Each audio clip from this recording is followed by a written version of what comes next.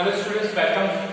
हम पढ़ रहे मिनरल न्यूट्रिशन और मिनरल न्यूट्रिशन के अंदर जो चैप्टर हम पढ़ रहे थे वो था रेस्पिरेशन का चैप्टर। ठीक है, रेस्पिरेशन के चैप्टर के अंदर हम डिफरेंट स्टेप्स को देख चुके हैं अभी तक। ठीक है, डिफरेंट स्टेप्स क्या थे हमारे पास। जब सेलुलर रेस्पिरेशन पे हम पहुंचते हैं तो सेलुलर रेस्पिरेशन पे सबसे पहले ग्लाइकोलिसिस के बाद हमारे पास जो है conversion of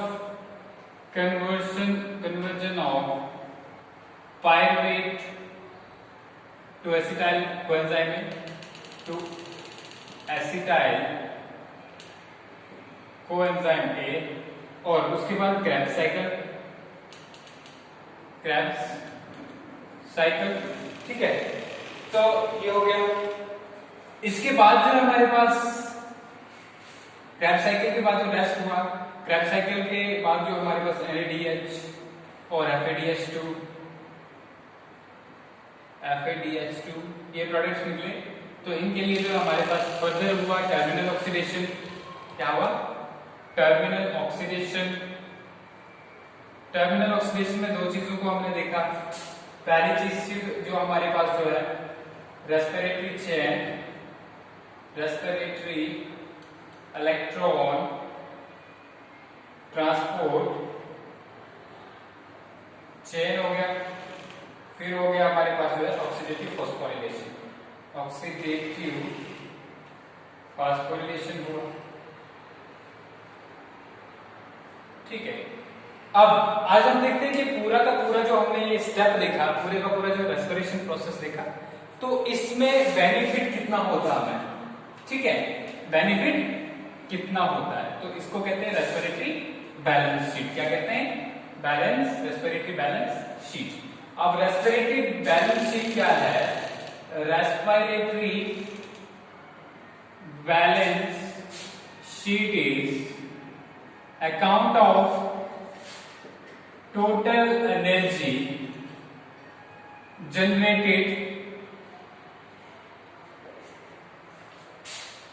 generated during the process of respiration,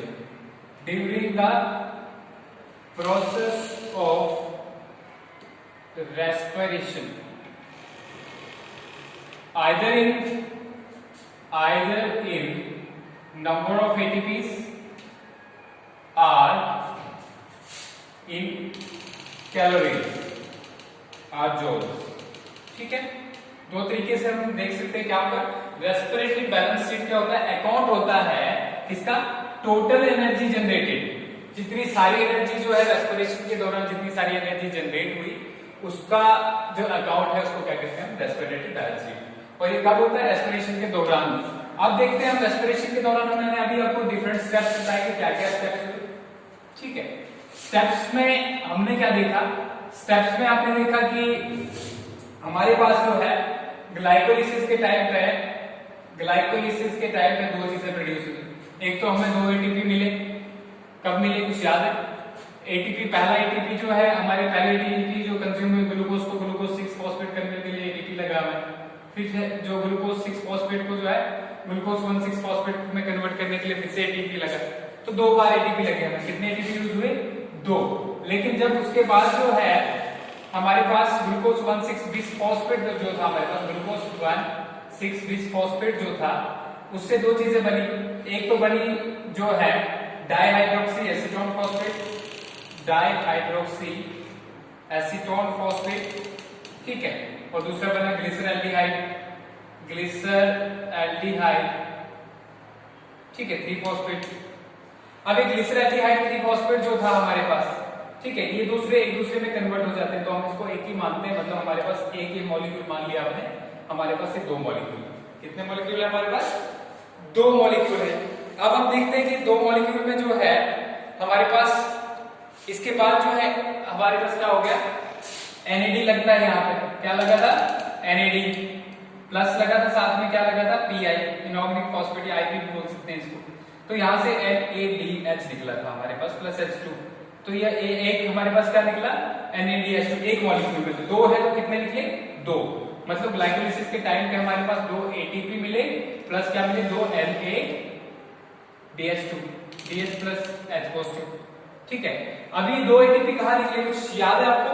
ठीक है, ये निकले जब हमारे पास एक तो 1,3-bis फॉस्फेट जो है 3-फॉस्फोग्लिसरेट में कन्वर्ट हुआ। ठीक है, यहां से क्या बना था हमारे पास 1,3-bis फॉस्फोग्लिसरेट। ठीक है, ये जब ये रिएक्शन हुई तो ये बना ना। इसके बाद जो इससे 3-फॉस्फोग्लिसरेट बना था तो हमारे पास एडीपी से एटीपी निकला था। तो एक, क्योंकि 2 मॉलिक्यूल है तो इसका मतलब 2 एटीपी यहां निकले, जो यहां पे यूज हुए थे टॉप पे हमारे, कहां, ग्लूकोज को ग्लूकोज 6 फॉस्फेट में कन्वर्ट करने के लिए।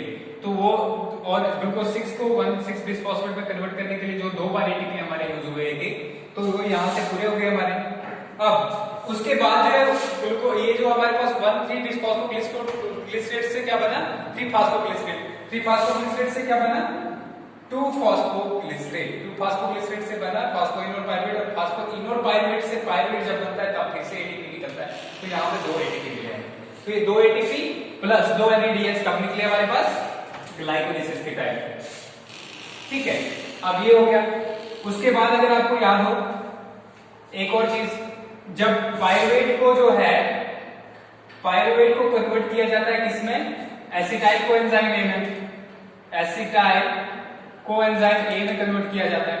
तो उस टाइम भी हमारे पास NAD से NADH2 निकलता है। ठीक है, क्या निकलता है, NADH2। तो यहाँ पे एक NADH2, दो, क्योंकि कितने पायरुवेट मॉलिक्यूल बनते हैं, 2 पायरुवेट, तो एक पायरुवेट से एक NADH2 निकलेगा, 2 पायरुवेट से कितने निकलेंगे, 2 NADH प्लस H2 मॉलिक्यूल्स। ठीक है, समझ आ गया? तो ये कब हुआ, पायरुवेट प्लस कोएंजाइम के टाइम पे, pyruvate to acetyl coenzyme.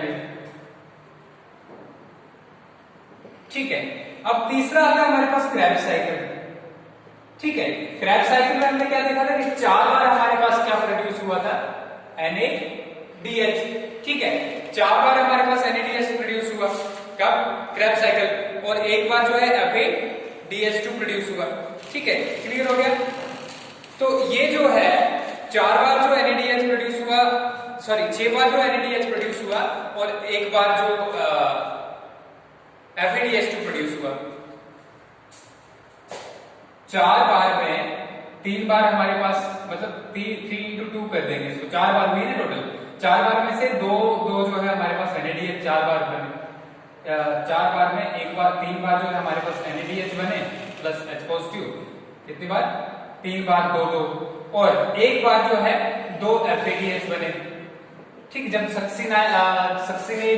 Succinyl coenzyme से सक्सिनेट, जो जब सक्सिनेट डिहाइड्रोजनेज एंजाइम लगता है, किस टाइम पे बनता है, जब succinate FADH2 succinate dehydrogenase enzyme लगता है, डिहाइड्रोजनेज एंजाइम।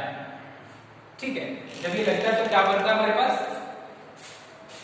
3 बार 2 NADH प्लस H2 बने, और एक बार क्या बना हमारे पास, 2 FADH2 बने।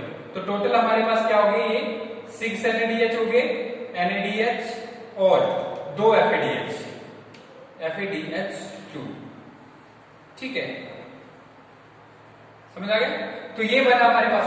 अब देखते हैं इससे होता क्या है एक्चुअली, ये NADH FADH को पढ़ क्यों रहे हैं, क्योंकि इससे एनर्जी रिलीज होती है। क्या एनर्जी रिलीज होती है? अब एनर्जी 2 तरीके से रिलीज होती है। एक तो नॉर्मल जो है हमारे लिवर सेल्स में, लिवर सेल्स या हार्ट सेल्स में होता है, हार्ट सेल्स। ठीक है, एक दूसरे टाइप की एनर्जी जो रिलीज होती है हमारी मसल सेल्स में, मसल सेल्स, और क्या रिलीज होता है मसल सेल्स के अलावा, ठीक है, मसल सेल्स और नर्वस सेल्स, नर्वस सेल्स। अब देखो ये NADH जो है हमारे पास, NADH प्लस H2, ये शटलकॉक सिस्टम के दौरान जो है एक 3 ATP देता है। कितना देता है? 3 ATP। और ये FADH2 जो है, FADH2 कितने देता है? 2 ATP। तो आप हिसाब लगा लो थोड़ा। हमारे पास इसके अलावा क्रैब साइकिल के दौरान जो है, क्रैब साइकिल के दौरान जो है 2 ATP भी निकलते हैं। ठीक है, तो अब थोड़ा इसको मैं किस में बनाऊंगा, एक चार्ट में बना के बताता हूं आपको कि कितना बेनिफिट हमें होता है। सबसे पहले ग्लाइकोलिसिस, ठीक है, तो ग्लाइकोलिसिस के टाइम पे जो है हमारे पास कितने एटीपी प्रोड्यूस हुए? 2 एटीपी। ठीक है, और NADH कितने प्रोड्यूस हुए? एक NADH प्लस H पॉजिटिव, ठीक है, मतलब दो ये भी। क्लियर हो गया? अब इसके बाद अगर हम बात करें, दो NADH हुए, इसके बाद जो ग्लाइकोलाइसिस के बाद क्या हुआ? Pyruvate to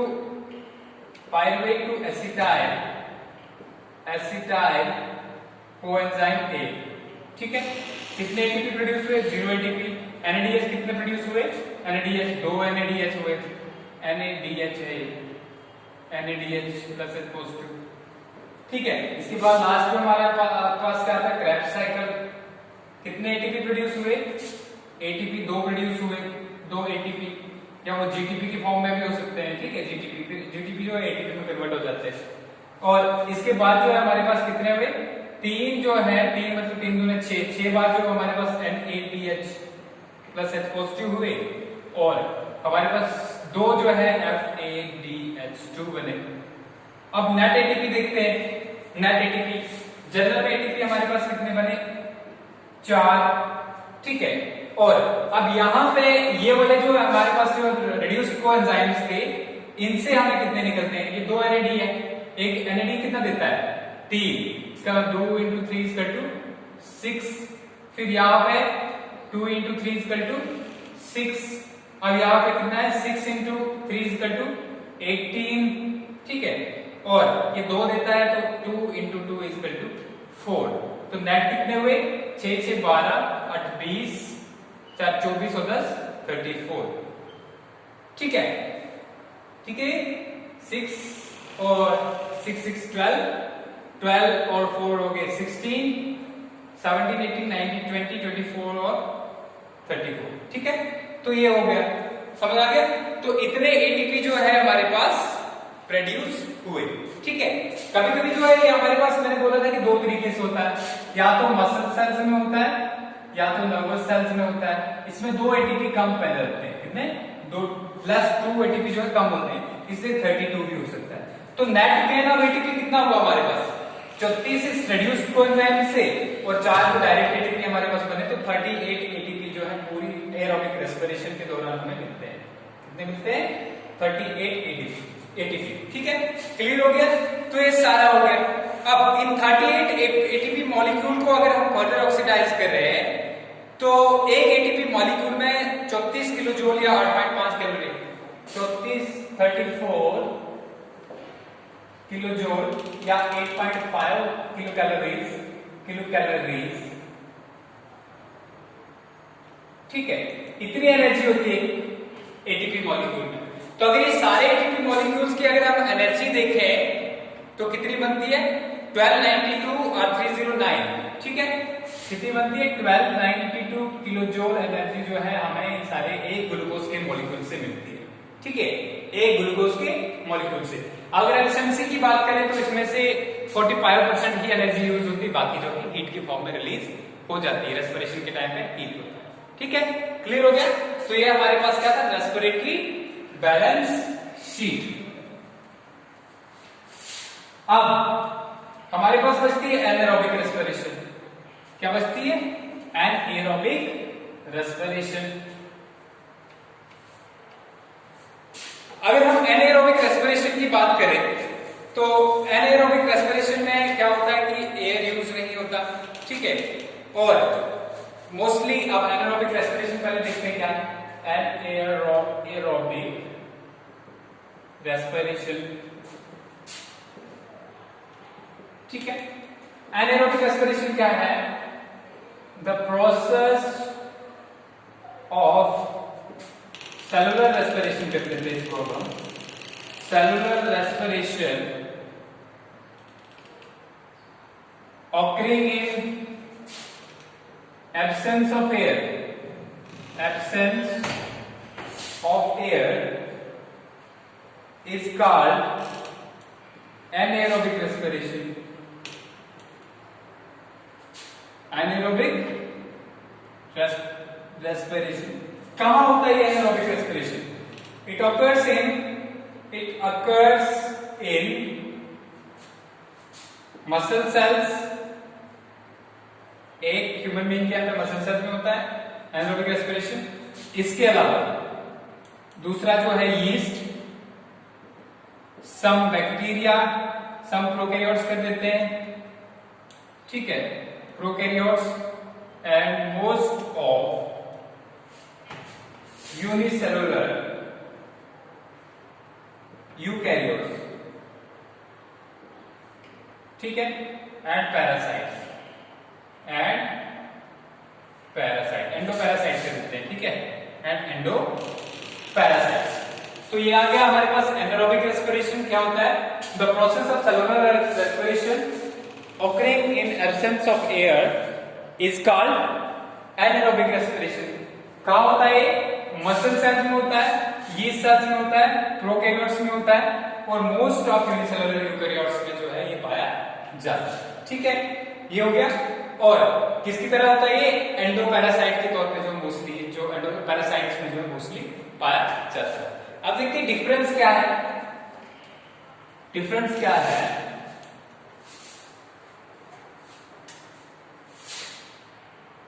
anaerobic respiration is also different from aerobic respiration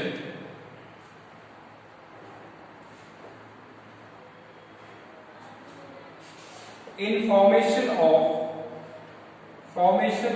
end products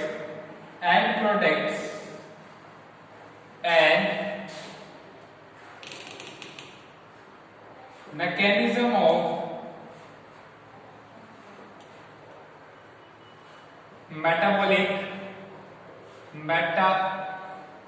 metabolic reactions, ठीक है। क्या होता है इसमें एनारोबिक रेस्पिरेशन में? देखिए एंड प्रोडक्ट्स की अगर हम बात करें तो एंड प्रोडक्ट्स क्या होते हैं इसमें? दो चीजें हो सकती है, या तो इथाइल अल्कोहल हो सकता है, इथाइल अल्कोहल। अगर इथाइल अल्कोहल होगा तो इस फर्मेंटेशन को क्या कहते हैं? Alcoholic fermentation. अल्कोहलिक फर्मेंटेशन एक हो गया।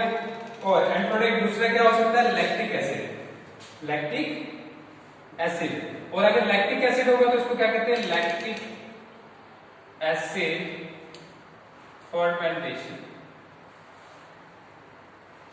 ठीक है। तो दो टाइप की जो है हमारे पास हो सकती है। एक तो हमारे पास जो है लैक्टिक एसिड फर्मेंटेशन हो सकती है और दूसरी क्या हो सकती है?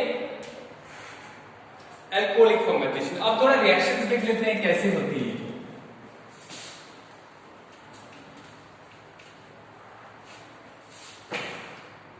देखिए पहला प्रोसेस बिल्कुल सही रहता है, क्या? ग्लूकोज सेम रहेगा ग्लाइकोलिसिस की तरह, ग्लाइकोलिसिस सेम रहेगा, ठीक है। ग्लाइकोलिसिस मतलब पूरे का पूरा जो है सेम रहेगा, चेंज नहीं होगा। ग्लूकोज से क्या बनेगा? Glucose 6 phosphate. ग्लूकोज 6 फॉस्फेट से क्या बनेगा? ग्लूकोज 1,6 बिसफॉस्फेट, ठीक है। ग्लूकोज 1,6 बिसफॉस्फेट से क्या बनेगा? ठीक है, ये टूटेगा फिर, ठीक है। टूटने के बाद क्या बनेगा? ग्लूकोज से फ्रक्टोज 6 फॉस्फेट और फ्रक्टोज 1,6 बिसफॉस्फेट होगा। ग्लूकोज 6 फॉस्फेट से क्या बन गया हमारे पास? Fructose 6 phosphate. Fructose 6 phosphate. तो यहां पे जो है फ्रक्टोज। अब हमारे पास इससे दो चीजें बनेगी। ग्लाइकोलिसिस सेम ग्लाइकोलिसिस है। इसमें जो है पहला बनेगा डाइहाइड्रोक्सी एसीटोन फॉस्फेट और यहां पे बन जाएगा ग्लिसरल्डिहाइड 3 फॉस्फेट, ठीक है। ये दो चीजें बनी। अब एक ग्लिसरल्डिहाइड 3 फॉस्फेट जो है, ठीक है, ये लास्ट में किसमें कन्वर्ट हो जाएगा? ये सबसे पहले जो है ग्लिसरल्डिहाइड 1,3 बिसफॉस्फेट बनेगा। ग्लिसरल्डिहाइड 1,3 बिसफॉस्फेट, ठीक है।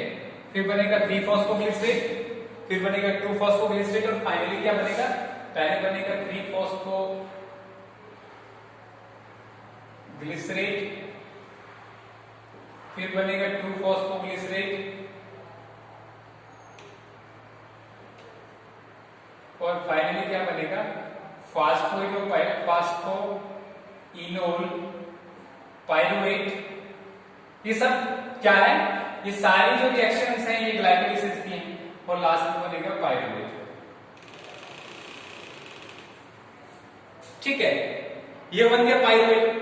पाइरुवेट के बाद देखो क्या फर्क पड़ेगा, पाइरुवेट पे वहां पे हमने क्या देखा था कि उससे एसिटाइल कोएंजाइम एक बनता था, लेकिन यहाँ पे एसिटाइल कोएंजाइम एक नहीं बनेगा। क्या बनेगा यहाँ पे, एक तो CO2 निकलेगा इससे और बनेगा हमारे पास एसिटाल्डिहाइड, एसिटाल्डिहाइड। ठीक है, ये दो चीजें बनेगी। अब ये जो एसिटाल्डिहाइड है, ठीक है, इस ये जो है इसको अल्कोहल डिहाइड्रोजिनेज एंजाइम लगेगा, क्या लगेगा, अल्कोहल डिहाइड्रोजिनेज से निकलेगा NAD से निकलेगा NAD लगेगा और NADH प्लस H पॉजिटिव निकलेगा हमारे पास। ठीक है, और इससे फाइनली क्या बनेगा हमारे पास, इथेनॉल।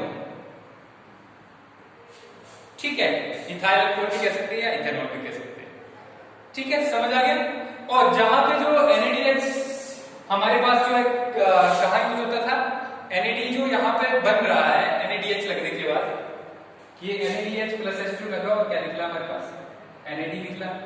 ठीक है, ये हो गया। और यहाँ पे एट द सेम टाइम यहाँ पे जो ग्लिसरॉल्डिहाइड 3-फॉस्फेट से ग्लिसरॉल्डिहाइड 1,3-बिसफॉस्फेट, ये जो यहाँ से निकल रहा है NAD, ये यूज यहाँ पे होगा, NAD यहाँ पे यूज होगा और NADH प्लस H पॉजिटिव जो है ये रिलीज होगा। ये रिलीज होने वाला जो है यहाँ पे लगेगा। ठीक है, तो ये अल्टरनेटली जो है साइकिल में यूज होता रहेगा। तो ये क्या आ गया हमारे पास, अल्कोहलिक फर्मेंटेशन। क्या है, ग्लाइकोलिसिस तक बिल्कुल सेम है। एक बार पाइरुवेट बन गया, उसके बाद एसिटाल्डिहाइड नहीं होगा और क्रेब्स साइकिल भी नहीं होगा। इसका मतलब क्या है कि क्रेब्स साइकिल इज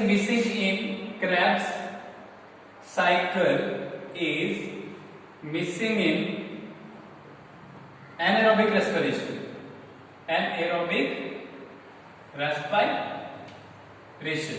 ठीक है, क्लियर हो गया। तो ये क्या था, अल्कोहलिक फर्मेंटेशन था। ये पढ़ रहे थे हम, अल्कोहलिक फर्मेंटेशन। ठीक है, इसके बाद नेक्स्ट चलते हैं हम दोबारा से, दूसरा लैक्टिक एसिड फर्मेंटेशन देख लेते हैं। अल्कोहलिक फर्मेंटेशन हमारा हो गया।